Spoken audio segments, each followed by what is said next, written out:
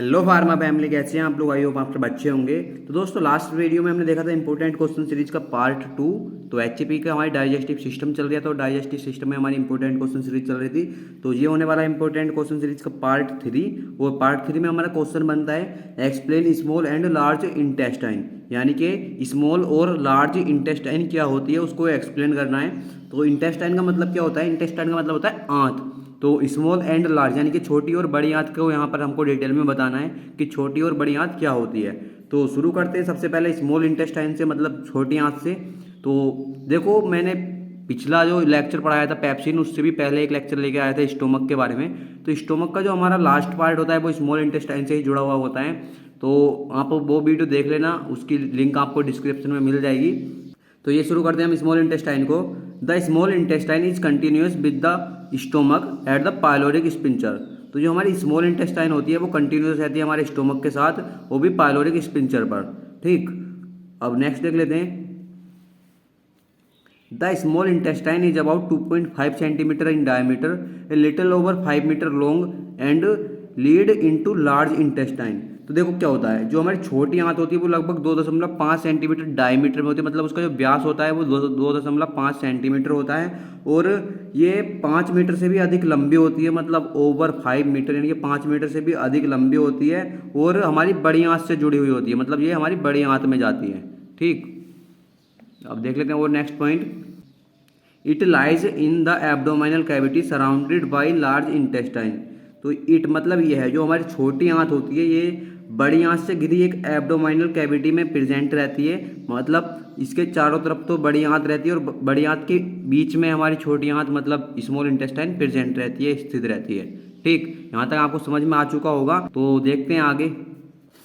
तो अब देखते हैं, in small intestine is chemical digestion of food is completed and absorption of most nutrients take place. तो small intestine यानी कि स्मॉल इंटेस्टाइन में जो है हमारे फूड का जो केमिकल डाइजेशन होता है वो कंप्लीट हो जाता है, और जो भी हमारे मोस्ट ऑफ द मतलब अधिकांश जो न्यूट्रिएंट्स होते हैं उनका भी एब्जॉर्प्शन हमारी स्मॉल इंटेस्टाइन में ही होता है। ठीक, अब देखते हैं next point. The small intestine has 3 part. तो जो हमारी स्मॉल इंटेस्टाइन है वो उसके 3 पार्ट होते हैं। नंबर 1 पर आता है हमारा ड्योडिनम, नंबर 2 पर आता है हमारा जेजुनम, और नंबर 3 पर आता है हमारा इल्नियम। तो अब इन तीनों को डिटेल में देख लेते हैं थोड़ा थोड़ा। सबसे पहले देखते हैं हम अपने ड्योडिनम पार्ट को। तो ड्योडिनम पार्ट में क्या होता है? This is about 25 centimetre long and curve around the head of the pancreas. तो देखो पैनक्रियास क्या होता है, पैनक्रियास को भी हम डिटेल में पढ़ेंगे आगे। तो पैनक्रियास का हेड और टेल दोनों चीज़ें होती हैं। तो इसका मतलब देख लेते हैं, यह लगभग 25 सेंटीमीटर लंबी होती है और पैनक्रियास के हेड के चारों ओर वक्र रहती है, चारों ओर कर्व होती है। ठीक, अब देखते हैं इसका next point. It help to break down the food and connected to the stomach. तो जो हमारा ड्योडिनम पार्ट होता है ये हेल्प करता है हमारे फूड के ब्रेक डाउन में, और ये कनेक्ट रहता है हमारे स्टोमक के साथ। नेक्स्ट पॉइंट देखते हैं हम। It absorb nutrients and water from food so they can be used by the body. तो जो हमारा ड्योडिनम पार्ट होता है ये एब्जॉर्ब करता है हमारे फूड से वाटर और न्यूट्रिएंट्स को, जिससे क्या हमारा जो शरीर है वो इन न्यूट्रिएंट्स का यूज़ कर सके। ठीक, अब देख लेते हैं हम अपना सेकंड पार्ट जो है जेजिनम।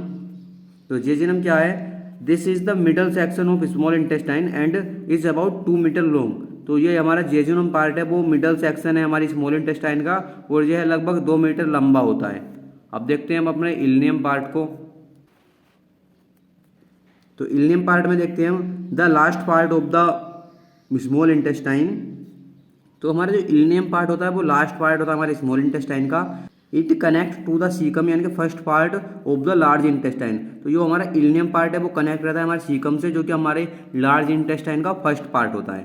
ठीक, अब देख लेते हैं हम इसके फंक्शन, मतलब अपनी स्मॉल इंटेस्टाइन के फंक्शन देखते हैं हमारी स्मॉल इंटेस्टाइन किस काम में आती है। It help in absorption of digestion of food. यह फूड के पाचन में मदद करता है। नंबर 2 पर आता है हमारा it secret intestinal juice containing enzymes which are necessary for chemical digestion of food. तो यह है इंटेस्टाइनल जूस को सीक्रेट करता है, जो क्या एमिमेज से मिलकर बना होता है, जो भोजन के केमिकल डाइजेशन के लिए आवश्यक है। तो देखो अब देखते हैं हम अपना नेक्स्ट टॉपिक लार्ज इंटेस्टाइन। तो लार्ज इंटेस्टाइन क्या होता है, मैं सबसे पहले बता दूं कि जो हमारी लार्ज इंटेस्टाइन होती है उसी के बीच में हमारी स्मॉल इंटेस्टाइन होती है। तो हमने भी पीछे पॉइंट में भी देखा था कि जो हमारी स्मॉल इंटेस्टाइन होती है वो हमारे लार्ज इंटेस्टाइन के बीच में ही स्थित होती है। और स्मॉल इंटेस्टाइन के हमारे 3 पार्ट होते हैं। एक तो हमारा सबसे फर्स्ट पार्ट होता है ड्यूोडेनम, एक मिडिल पार्ट होता है हमारा जेजुनम, और एक होता है हमारा लास्ट पार्ट इल्नियम। और जो हमारा लास्ट पार्ट होता है स्मॉल इंटेस्टाइन का, वो हमारे लार्ज इंटेस्टाइन का फर्स्ट पार्ट सीकम से जुड़ा हुआ होता है, ठीक। और ये हमारी लार्ज इंटेस्टाइन होती है जो मतलब आपको दिख रही है, और लार्ज इंटेस्टाइन का फर्स्ट पार्ट होता है हमारा सीकम, और ये जो चमक रहा है इसको हम बोलते हैं अपेंडिक्स। और लार्ज इंटेस्टाइन के हमारे 4 कोलन होते हैं। सबसे पहले आता है हमारा असेंडिंग कोलन, दूसरा आता है हमारा ट्रांसवर्स कोलन, तीसरा आता है हमारा डिसेंडिंग कोलन, और चौथा आता है हमारा सिग्मोइड कोलन, और फिर हमारी रेक्टम आ जाती है, और उसके बाद आता है हमारा एनस, ठीक। आपने यहाँ पर इसका डायग्राम देख लिया होगा, इस डायग्राम को आप बना लेना बढ़िया तरीके से। अब देख लेते हैं हम अपना लार्ज इंटेस्टाइन के बारे में। It measures about 1.5 metre in length, तो यह लगभग 1.5 मीटर लंबी होती है।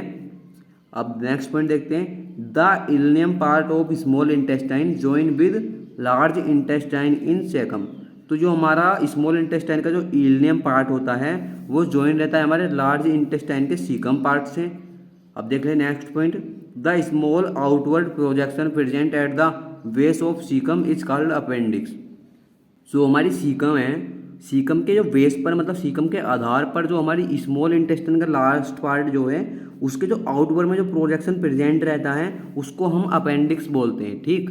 अब नेक्स्ट पॉइंट देख लेते हैं।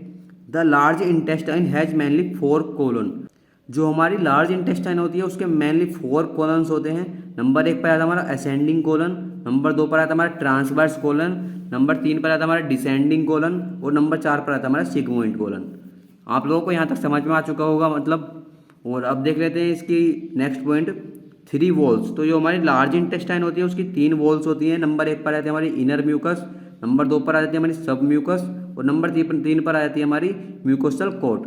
तो ये इसकी मतलब एनाटॉमी हो जाती है लार्ज इंटेस्टाइन की, ज़्यादा लंबी नहीं लिखेंगे, और आप मतलब पॉइंट बनाकर लिख सकते हैं थोड़ा बहुत और। तो अब इसके भी फंक्शन देख लेते हैं हम, लार्ज इंटेस्टाइन के फंक्शन। तो अब देखते हैं हम फंक्शन ऑफ लार्ज इंटेस्टाइन, यानी कि लार्ज इंटेस्टाइन के फंक्शन क्या होते हैं। नंबर 1 पर आ जाता है हमारा it help in absorption of remaining amino acid. देखो इसका मतलब क्या होता है, जो भी हमारे शेष बचे हुए अमीनो एसिड रह जाते हैं उसके एब्जॉर्प्शन में हमारी लार्ज इंटेस्टाइन मदद करती है। मतलब जैसे हमारी स्मॉल इंटेस्टाइन होती है वो उसमें से जो कुछ अमीनो एसिड का एब्जॉर्प्शन नहीं हो पाता वो लार्ज इंटेस्टाइन में चला जाता है, तो जितने भी हमारे अमीनो एसिड लार्ज इंटेस्टाइन में पहुंचते हैं उसके एब्जॉर्प्शन में मदद करती है हमारी लार्ज इंटेस्टाइन। अब दूसरा पॉइंट आता है the mucus secreted by goblets cells of large intestine prevents mechanical irritation and act as a lubricant. इस पॉइंट का क्या मतलब है, देखो जो हमारी लार्ज इंटेस्टाइन होती है उसमें हमारी गोबलेट सेल्स होती हैं, तो उनके द्वारा हमारा म्यूकस सिक्रेटेड होता है और प्रिवेंट मैकेनिकल इरिटेशन, तो ये प्रिवेंट करता है हमारे मैकेनिकल इरिटेशंस को, मतलब इरिटेशन मतलब जलन को, and act as a lubricant, और हमारे लुब्रिकेंट की तरह काम करता है। अब देखते हैं अपना next point. The appendix a collection of lymphatic tissue prevent the infection, तो जो हमारा अपेंडिक्स होता है वो प्रिवेंट करता है हमारे इन्फेक्शन को, और अपेंडिक्स क्या होता है, कलेक्शन होता है हमारे लिम्फेटिक टिश्यू का। अब नेक्स्ट पॉइंट देख लेते हैं। The heavy metals are excreted from the blood into the large intestine, तो जो हैवी मेटल्स होती है वो ब्लड से लार्ज इंटेस्टाइन में निकल जाती है, समझ रहे हो। जो हमारी हैवी मेटल्स होती है वो एक्सक्रेटेड हो जाती है हमारे ब्लड से लार्ज इंटेस्टाइन में, इसका सिंपल मतलब है। तो ये छोटा सा टॉपिक था, तो आपके ये समझ में आया हो तो आप लाइक करना वीडियो को, और समझ में नहीं आया हो तो कमेंट में बताना कि क्यों कौन सा पॉइंट समझ में नहीं आया, मैं दोबारा समझाने की कोशिश करूंगा। और मिलेंगे नई वीडियो में, तब तक के लिए बाय बाय। और जिसने चैनल को सब्सक्राइब नहीं किया चैनल को सब्सक्राइब कर ले, ताकि मोटिवेशन मिलता रहे हमको और हम बहुत जल्दी आपके सिलेबस को कंप्लीट कराएं। तो मिलते हैं जल्दी, टेक केयर।